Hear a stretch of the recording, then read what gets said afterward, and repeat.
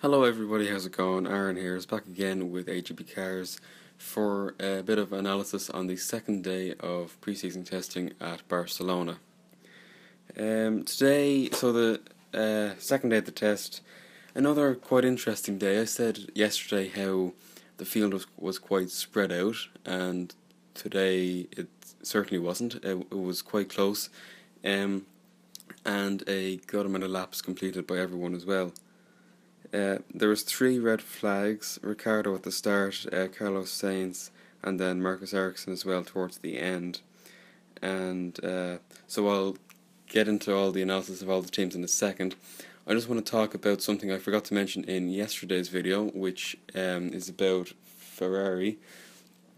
And Ferrari are running a blown front axle here in Barcelona, and this is something that we saw McLaren run in Jerez, and they still have that now. So now Ferrari have joined them, and basically what it is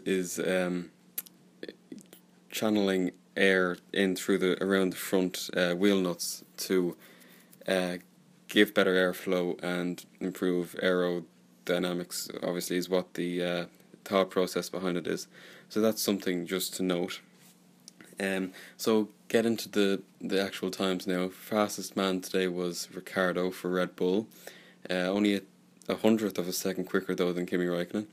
And again, as I said yesterday, the fastest driver Ricciardo, he was on the soft tyre while Raikkonen was actually on the medium tyre. So the Ferrari is still theoretically faster, bearing in mind the different tyre compounds. But Ricciardo, 143 laps is a fantastic amount of laps, way more than they've had in any one day throughout Jerez and the first day of Barcelona. Pretty fault-free, apart from at the very, very start of the day on Ricciardo's first run, he broke down in the pit lane, leaving the pits, and had to be pushed back, but that was quick. That it was quickly fixed, and he continued on his way. The soft tyre was used, which, and as I always say in these videos, times are not really important. It's like way more into what the team plan. Like one team may plan to do a low fuel qualifying like run, while another team has to work on reliability and long runs. So times will, of course, be slightly off from each other, if you like. So and then second fastest then was Kimi Raikkonen in the Ferrari on a 1:24.584, 90 laps, bringing their total up to 5:12 for all pre-season testing. He was on the medium tyre, which still hints that Ferrari, from what we've seen anyway, is still the quicker car. We don't know what any team is really doing, and Kimi was just working on aero for most of the day. Also, quite a good amount of laps in there as well. Third quickest then was the Williams of Felipe Massa, and in this, this was really kind of the first day that we kind of see Williams hinting at a quick run. Rod Nelson from Williams said that they have started to move from the reliability testing to the performance end of things. So that's obviously why Williams are starting to move up the timesheets now. And this, something we obviously presume that Williams will be a half decent car, or more than that, as last year they probably were the second quickest car to Mercedes. And so a lot of people would have their hopes pinned on Williams to kind of take the fight to Mercedes. So no unexpected issues. Massa said he was quite happy with the car, but they still have work to do. So, not 100% there yet, but certainly on their way. Tyre work was mainly their focus on second day here. And so they're finally showing some sign of their true pace. Then we moved down to Force India, and Sergio Perez was in the car today. So all they were really doing today was understanding tyres and Prez also has new race engineers, so they're just kind of building the bond between them and getting to know each other, I suppose, as driver and engineer. Yeah, so setup and procedural work, as they say. Tomorrow we'll see Verline in the car tomorrow, and then Hulkenberg will finally make an appearance on Sunday.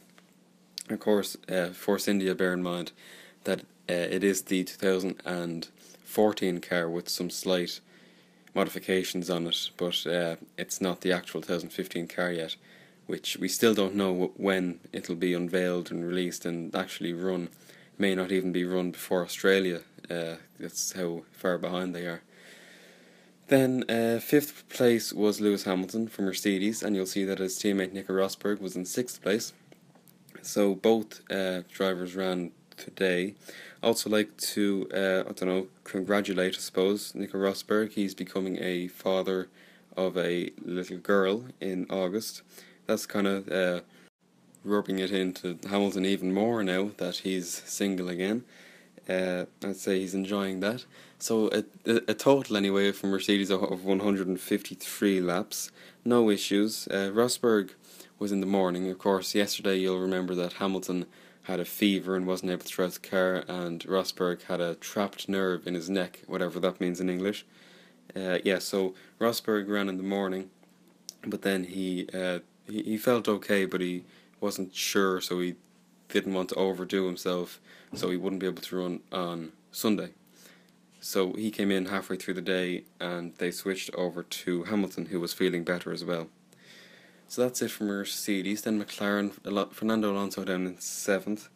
Alonso was in the car today. Originally it was Jenson Button planned to be driving today, but because of the faulty seal, they know that they won't get what they would like to get done today, so they kind of even things up between the drivers. Alonso was in today, so both drivers had sort of a compromise day, and then they hope that each driver will have a full running day on Saturday and Sunday respectively.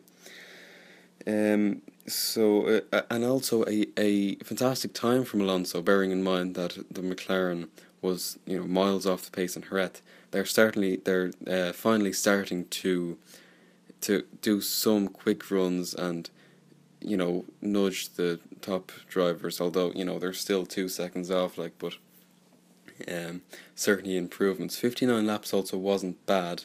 I suppose they don't want to push the MGUK with the faulty seal that Honda have kind of advised them against. So okay laps, and they hope to be back to normal running on Saturday. Lotus then in 8th. Jolyon Palmer, the GP2 World Champion, is their reserve and third driver. So he was in the car today. It was his first outing in a F1 car and in the Lotus, obviously. So he was doing tyre work and aero assessments. The team was quite impressed with him. The track conditions here was quite appalling at the start of the day. It was freezing almost, so they were impressed with how Palmer handled it, I suppose. And he was working on setup work as well, and yes, so some good progress being made by Lotus, as they say in their press releases. Then Marcus Ericsson for Sauber in 9th. Sauber again, they are not showing the form that we saw from them in Jerez, and as a few people pointed out, a reason for that could have been they wanted to show they were kind of fast to get sponsors in Jerez, because of course they don't have many sponsors. A lot of them were taken away. Of course, last year they had Esteban Gutierrez, Mexican, and he brought a lot of money and sponsors with him, but now they're gone.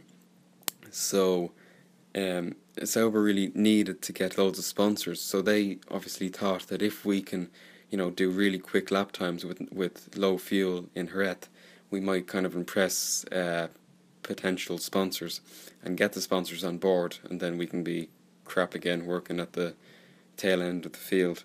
So not a lot special for Sauber today. Fair amount of laps, 113, but time, you know, like nowhere near the top runners.